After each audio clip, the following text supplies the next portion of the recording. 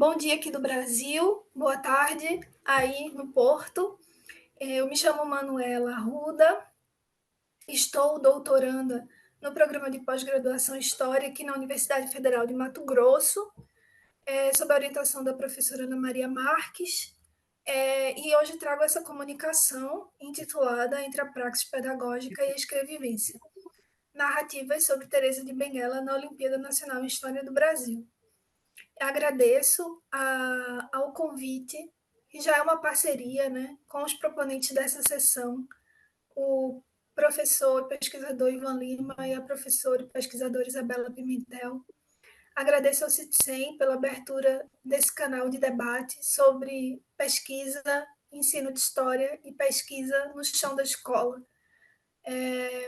Temos tido experiências muito ricas ao longo das nossas atividades, e é muito bonito ver o crescimento intelectual dos profissionais que estão acolhidos aí no CITSEM, no caso de Ivan e Isabela, né, no seu processo de doutoramento. Então, eu dividi a minha fala nesse primeiro momento de introdução, e aí eu vou falar alguns aspectos sobre o ensino e pesquisa e esses dois conceitos que estão mobilizados no título, a praxis pedagógica e a escrevivência.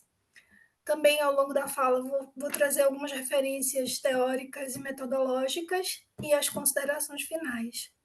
Então, primeiro, eu gostaria de pontuar de onde eu falo.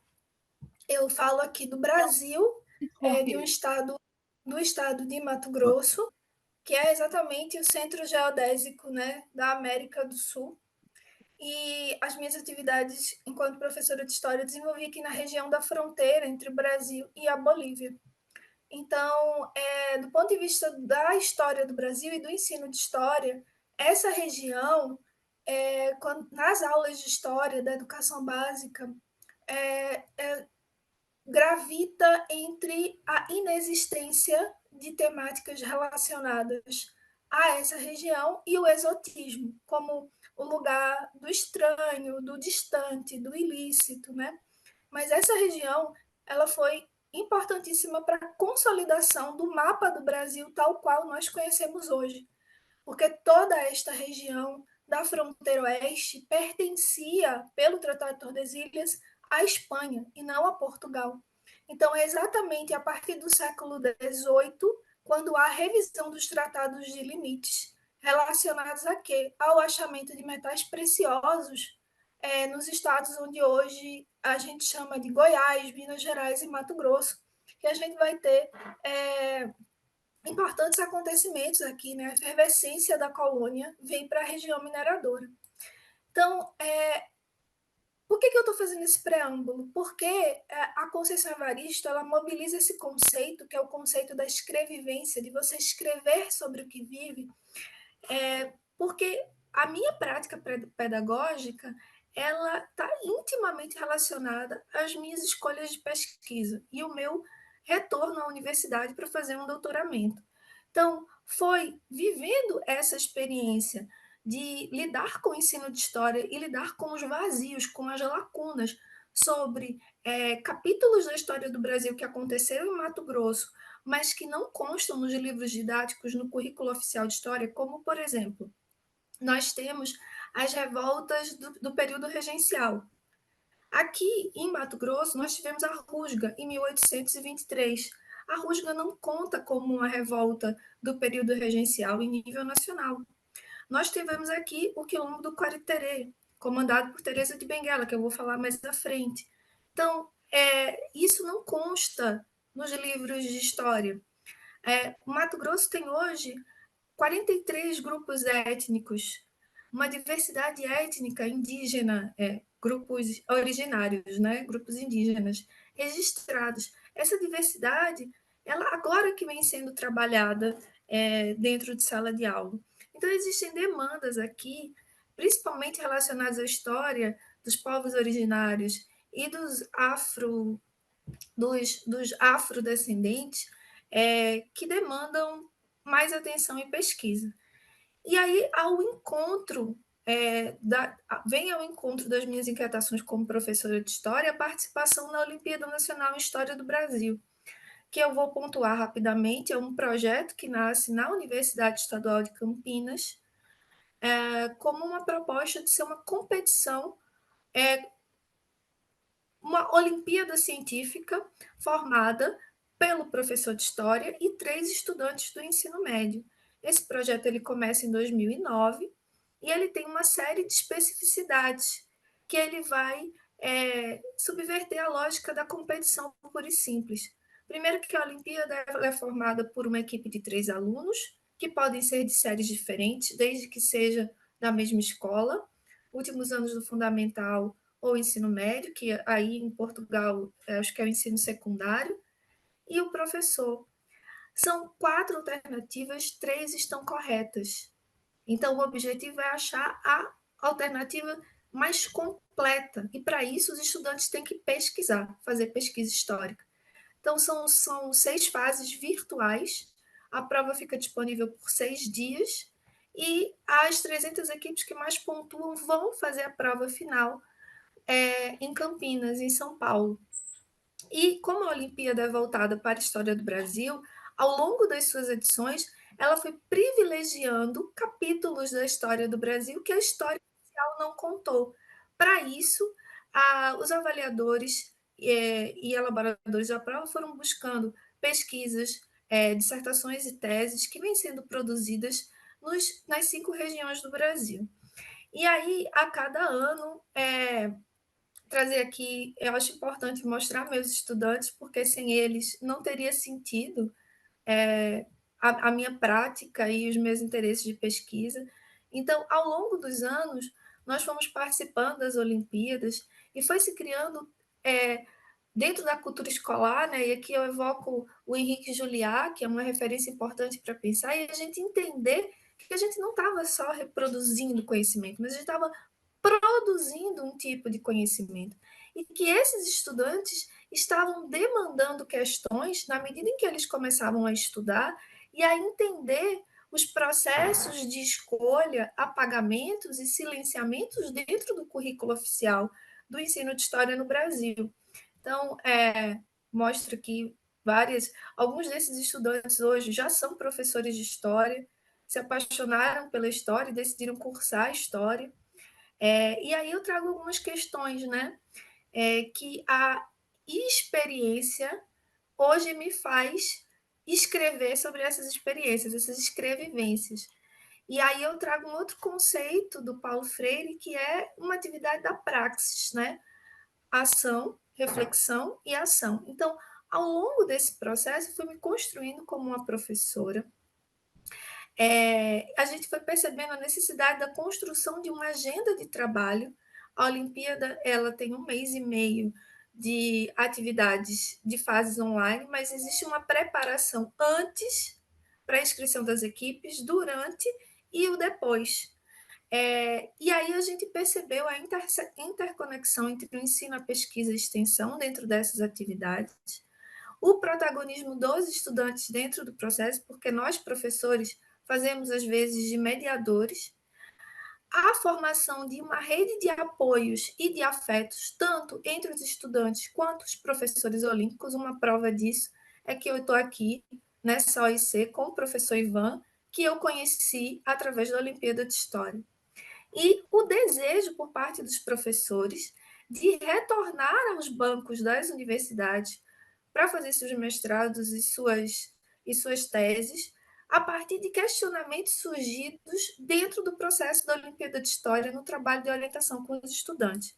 Agora, me encaminhando para a segunda parte dessa apresentação, eu vou falar um pouco sobre uma tarefa específica que aconteceu em 2019, que a cada ano a Olimpíada ela vai desenvolvendo tarefas, desafios para os estudantes, são questões e as tarefas. E no ano de 2019, os estudantes foram chamados a construir 4 páginas de um livro de história imaginário, onde eles teriam que colocar no livro de história um personagem da sua região, da região onde eles viviam, no país, no seu estado, que estava ausente dos livros de história, que não aparecem nas datas comemorativas, que não tem monumentos em seu nome. Então, é, essa reflexão por si só, e ela foi uma reflexão trazida a partir do livro da Michelle Perrault, né, Os Excluídos da História, e sobre um convite para os estudantes pensarem quais são as histórias que a história oficial não conta. Então, esse foi um trabalho divisor de águas na minha vida como professora, porque eu sentei com as equipes, éramos 9 equipes nessa fase, e das 9 equipes, 5 escolheram falar sobre Teresa de Benguela. Quem foi Teresa de Benguela? Teresa de Benguela foi a líder de um quilombo que existiu aqui em Mato Grosso no século XVIII, o quilombo do Quariterê, e ela governou o quilombo em forma de parlamento. Há uma documentação sobre a existência dela nos Anais de Vila Bela, de 1770, que fala do estouro do quilombo, e traz informações riquíssimas sobre a diversidade do quilombo. Existiam africanos fugidos, escravizados, fugidos, mas também indígenas eram abrigados no quilombo, tendas de ferrarias, uma grande economia e uma organização política que subvertia a lógica colonial. Mas, apesar da importância desta mulher, ela foi eclipsada tanto do ponto da pesquisa histórica quanto dos livros de história. Então, o primeiro desafio foi encontrar material confiável para que esses estudantes pudessem fazer esse trabalho. Então, aqui eu trago a imagem de uma das equipes. Essa foi a equipe que inclusive tinha o nome de Teresa de Benguela, porque os estudantes escolhem as equipes. E aí, esse trabalho sobre os excluídos da história se tornou um trabalho tão relevante, feito por estudantes do ensino médio de todo o país, que a Olimpíada decidiu manter essa exposição virtual disponível neste sítio, olimpiadadehistoria.com.br, excluídos da história. E quem se interessar pela Olimpíada também pode acessar as provas anteriores, entender um pouco mais da metodologia. Então, essas foram algumas das produções dos estudantes. Então, a gente trouxe várias questões, né? Alguns dizem assim, professora, mas todo mundo vai contar a mesma história, porque eu quero falar de Teresa também. E eu dizia, não, a gente foi trabalhando como se desenvolve o ofício da comunidade historiadora, né? Várias pessoas podem pesquisar o mesmo tema, mas cada um vai trazer uma abordagem, quais são suas fontes, qual será sua metodologia. Então, eles foram entendendo esse percurso. E esse trabalho, ele acabou sendo muito positivo também, porque mostra um trabalho que se tornou um trabalho de história pública, dos usos públicos da história. Foi o chão da escola demandando questões, porque uma das coisas que eles perceberam era que não havia trabalhos acadêmicos, eu estou falando dissertações e teses sobre Teresa de Benguela, no, no, no âmbito da historiografia. Então, eles tinham que escolher uma imagem, eles tinham que escolher o título, o subtítulo, fazer uma pequena biografia, escolher um evento ou um momento, fazer uma linha cronológica do personagem analisado e se apresentar. A equipe aparecia também. Então, foram produções muito ricas e, ao longo desse processo, eu fui me pensando, né? Como foi surgindo o tema que hoje é o meu tema de tese. Né? Então, eu digo que foi da pedagogia da ausência para a historiografia da agência. E aí a gente foi também percebendo como a gente subverte aquela dicotomia lá dos anos 60, 70, da escola como apenas reprodutora de conhecimento. Nós, aqui no chão da escola, a gente está produzindo um tipo de conhecimento e demandando, levando essas demandas para o campo historiográfico. As questões do hoje que estão mobilizando os nossos estudantes aqui em Mato Grosso, eles falam por que a história de Teresa de Benguela não entra nos livros de história, tida como história regional, e a história da princesa Isabel entra nos livros de história como história nacional. O que está por trás disso? Então, a gente foi estudando as questões da colonialidade do campo, né? E de como que, se a comunidade historiadora não produz, não pensa sobre as demandas que o presente está apresentando ao campo historiográfico, quem está construindo essas narrativas públicas? Porque se a gente se exime desse debate público, outras pessoas estão fazendo. E aí a gente entra nessa seara que hoje aqui no Brasil é um problema muito sério, que são a questão das fake news. No caso, eu tenho trabalhado o conceito das fake histories. Então, a gente foi mobilizando pesquisas, inclusive levando os estudantes para entender como se faz pesquisa documental, as lacunas dos documentos, né? É possível ou não reconstruir a realidade? Quem escreve a história? Sobre qual perspectiva? Então, alguns conceitos que são conceitos-chave hoje para eu pensar o meu tema de estudo, né? Conceito de escrevivência, de praxis pedagógica, também de uma pedagogia engajada que entende, respeita e considera as demandas dos estudantes. Então, hoje, meu trabalho de tese busca preencher essa lacuna, que é a falta de um trabalho acadêmico produzido no campo da historiografia sobre os limites e as possibilidades de a gente escrever narrativas de mulheres afrodiaspóricas, como foi o caso de Teresa Benguela. E me encaminhando para o final, né? Já falei um pouco sobre esses debates. Então, hoje, o trabalho que eu venho desenvolvendo, ele busca entender, né, como que Teresa de Benguela, que foi uma figura que foi eclipsada no campo da historiografia, tem ressurgido a partir de demandas do tempo presente, que é uma juventude negra que busca um símbolo de luta e de resistência negra que vai encontrar numa mulher que no século XVIII comandou um ajuntamento de escravizados fugidos e indígenas escravizados fugidos, e que governou em forma de parlamento, né, um poder matrilinear que diferia tanto da lógica colonial patriarcal. E aí a gente acaba também analisando questões sobre como se dá a circulação dessas representações que vêm sendo construídas, né, sobre a memória de Teresa, as diferentes narrativas que emergem no tempo presente, e também refletir sobre a colonialidade do saber, do poder e de gênero dentro do campo historiográfico. Porque para mobilizar um trabalho como esse, não basta trazer o tema, mas as nossas perspectivas de análise têm que.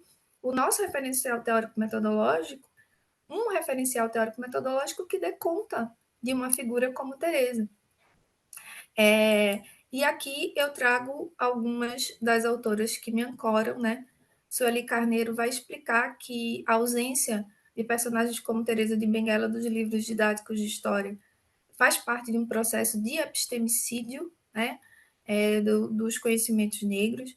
A Lélia Gonzalez, que mobiliza a necessidade da gente pensar o conhecimento e pensar a geopolítica do conhecimento, escrever uma história do Brasil a partir de referenciais do Brasil. A Rita Segato, com a colonialidade, que vai discutir a questão da colonialidade do saber também, e da Beatriz Nascimento, que propõe essa revisão a respeito de como se estudar os quilombos e a história produzida. Ela vai dizer, né, a história do Brasil foi produzida por mãos brancas e precisamos pensar a história do Brasil produzidas por mãos negras. Então, como mensagem deixo aqui, né, a nossa pesquisa acadêmica ela é viva, ela tem gênero, ela tem raça, ela tem rostos e enuncia os lugares bem definidos. Então, o meu lugar é esse lugar que tensiona o cânone acadêmico a partir do chão da escola, com o objetivo da gente repensar mesmo o nosso lugar hoje, tanto comunidade historiadora como professores que estão na linha de frente, no chão da escola. Trago aqui algumas referências, eu acho que meu tempo já se foi, e eu agradeço a atenção, o convite e estou disponível para o debate. Muito obrigada.